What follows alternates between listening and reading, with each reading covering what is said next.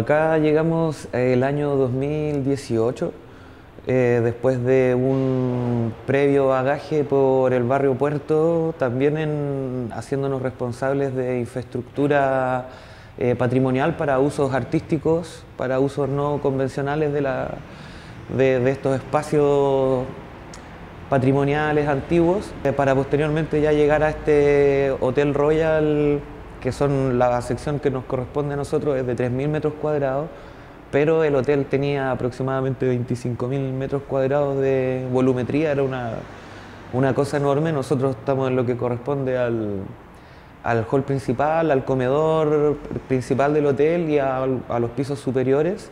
Hay propagandas y noticias del Royal en el resto de Sudamérica también, propagandas que estaban en inglés, propagandas en francés.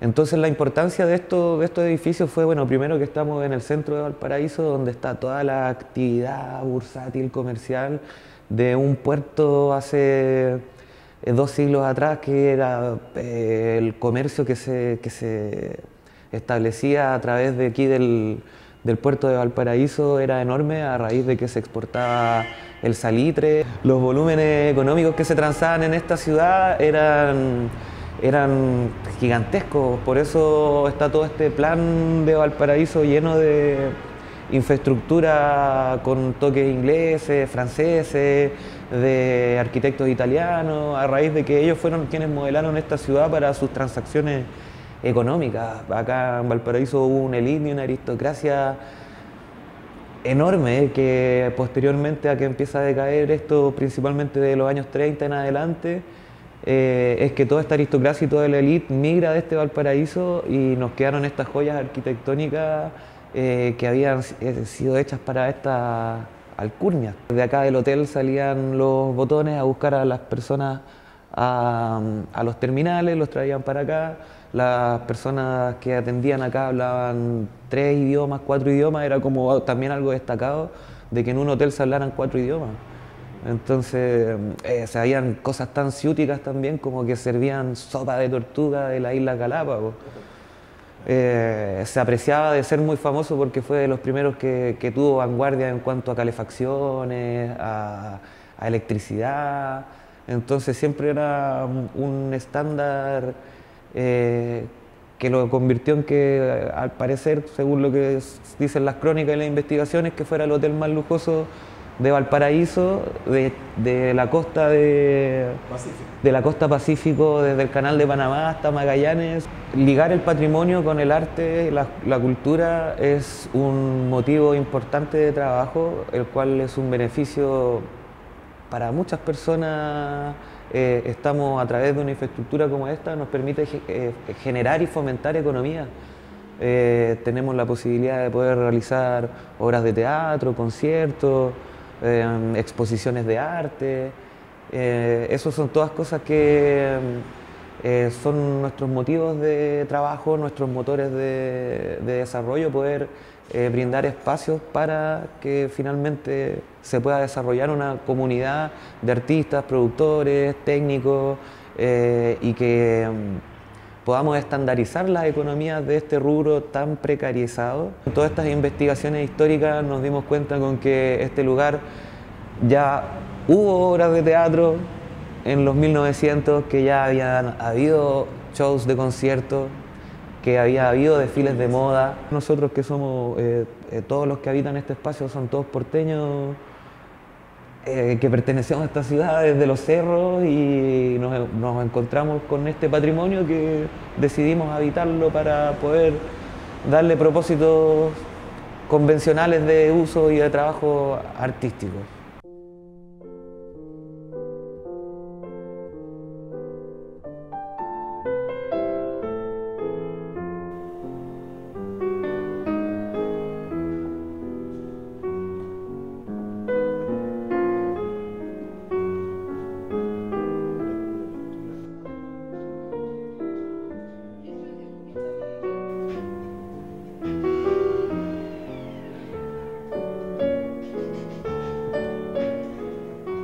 Alguien me comentó, uy, hay un lugar donde hay un edificio, y dije, ya, a ver, y me conecté, llegué a las personas Y llegué para acá y dije, wow, está increíble el edificio. Quedé alucinada y me di cuenta que era un espacio que, o sea, un edificio patrimonial, que había estado en desuso durante mucho tiempo y que ahora surgía este proyecto de levantarlo como espacio cultural y eso me permitía a mí poder tener un lugar donde trabajar. En el centro, en el plan de Valpo, además de que voy entrando y voy mirando todo esto y lo primero que me encuentro es un vitral en la lucarna del techo que está ahí pidiendo a gritos que lo restauren. Entonces dije, oh, aquí hay muchas cosas que hacer. El trabajo en el interior del ex Hotel Royal consistió básicamente en la recuperación de ciertos elementos ornamentales. Nosotros llegamos en el 2018, que fue nuestro primer ingreso, digamos, con el taller de restauración, y claro, nos encontramos con muchos fragmentos, ornamentos que se habían caído, que estaban en el suelo. Nosotros partimos haciendo una especie de anastilosis, que fue como empezar a recuperar, ¿cierto?, todos estos fragmentos y rearmar los ornamentos, ¿cierto?, con los elementos que teníamos. Y después empezamos a hacer como procesos un poco más complejos de replicado de piezas y reposición de esos elementos faltantes en algunas zonas, principalmente en el salón comedor. Yo siempre tuve la sensación de que a pesar del abandono, a pesar de toda la modificación interior que ha tenido el edificio en su historia, los ornamentos al menos se encontraban en buen estado. Yo siempre en mis clases decía como, este viejito tiene 123 años y está en perfectas condiciones si no fuese por la filtración en el muro que hizo que no solo se cayera la pieza ornamental, sino que parte del muro también. Entonces, siempre fue como una oportunidad de poder investigar también desde la relación con el objeto, en este caso los ornamentos de yeso, el cómo se construyó, ¿cierto?, y el cómo se fue edificando y cómo estas técnicas tradicionales también permitieron que pasara tanto tiempo y que el edificio, dentro de todo, hasta hace 4 años, estaba relativamente bien. Es súper relevante a nivel como profesional, ¿cierto?, y personal, el poder como trabajar en edificios históricos que tengan como una connotación también patrimonial y también desde la perspectiva de vincular a nuestros estudiantes con los objetos originales, ¿cierto?, que tienen también una datación y que esa datación nos permite también caracterizar materiales, caracterizar técnicas constructivas, reconocer los oficios que están asociados a la producción de estos elementos, con el fin también de establecer propuestas de restauración que estén de acuerdo, ¿cierto?, con estos oficios que nosotros podemos reconocer indagando en las piezas originales. Entonces, considero que es de suma relevancia, ¿cierto?, como desde la perspectiva de la formación, pero también desde la perspectiva del aporte que se puede hacer, ¿cierto?, a la investigación del patrimonio arquitectónico en cuanto a esta relación que se establece con las piezas originales. Es importante para mí recuperarlos porque es la memoria de nuestro país, principalmente. No los podemos ver como muebles o edificios viejos, sino como testigos de acontecimientos importantes en nuestro país. Entonces, si nosotros mismos no lo valoramos así, el entorno que escasamente conoce el tema de conservación y restauración tampoco lo va a hacer. Por eso es importante también visibilizar nuestra carrera, nuestro trabajo, para poder recuperar esos espacios que en este momento se los están comiendo las constructoras.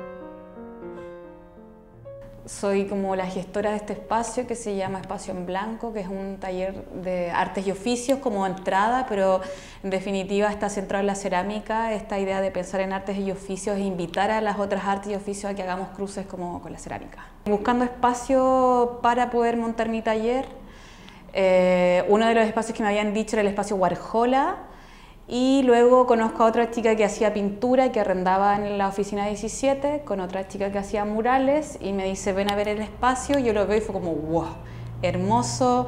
Veo que tiene 2 ventanas hacia el mar, en la oficina de ella tiene balcones, entonces era como otra aproximación. Y después me encontré con las personas que administran, empecé a ver, vi este espacio y dije, ya, este es. Como que solamente el espacio en blanco, las 2 ventanas, como decía, el piso de madera y ya está. No necesito nada más. La magia de entender el lugar que estoy habitando es como que sea en el cotidiano, y también con las personas que vienen acá, los estudiantes, que todos se impresionan, todos tienen fotos, videos, porque es como ya subirse al ascensor es una experiencia, la escalera, y es hermoso este espacio. Me interesaba la historia de este lugar porque es interesante que esté mantenido en tan buen estado igual todavía. Al abrir las ventanas y ver el mar, el Mauco, los cerros, la cordillera, todo, sí, es hermoso tener esta oportunidad de estar en este espacio y que el taller de cerámica esté levantándose también en este lugar.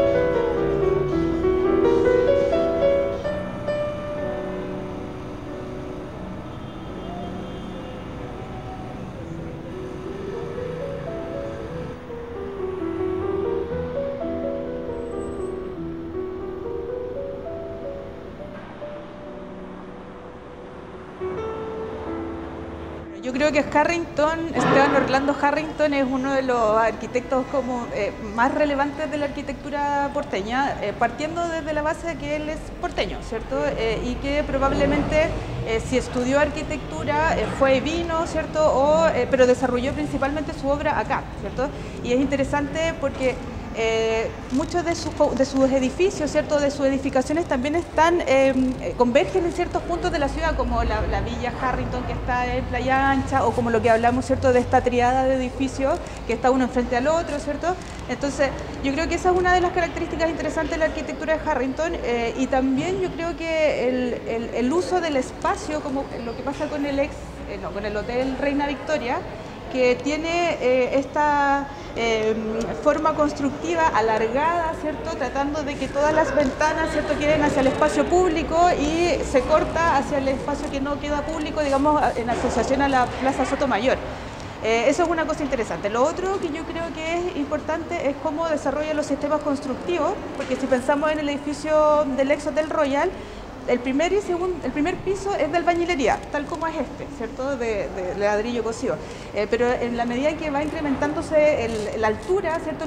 Los muros también van cambiando de tipología constructiva, y se ocupa el sistema mixto de albañilería, de tabiquería de madera rellena con adobillo, ¿cierto? Con los repellados de tierra, sobre los repellados de tierra enlucidos de yeso, y sobre el enlucido de yeso los ornamentos de yeso también. Entonces creo que no es una arquitectura sencilla, sino todo lo contrario, como que está complejizada, ¿cierto? A partir también de ese trazo arquitectónico que deja él finalmente. Y otra cosa es la ornamentación, que si observamos sus fachadas y sus interiores, no hay como un estilo definido, ¿cierto? Que nosotros podemos decir, Harrington viene de esta escuela arquitectónica, sino todo lo contrario, como que hay convergencia de elementos, ¿cierto? Que hace pensar que es muy modernista, ¿cierto? Su tipología ornamental, Y también hay otros lugares, hay otros espacios que son absolutamente definidos. Por ejemplo, el interior del ex Hotel Royal, el salón comedor, tiene un conjunto ornamental que es Art Nouveau total. O sea, tiene elementos curvos, rasantes, formas florales, frutales, ¿cierto?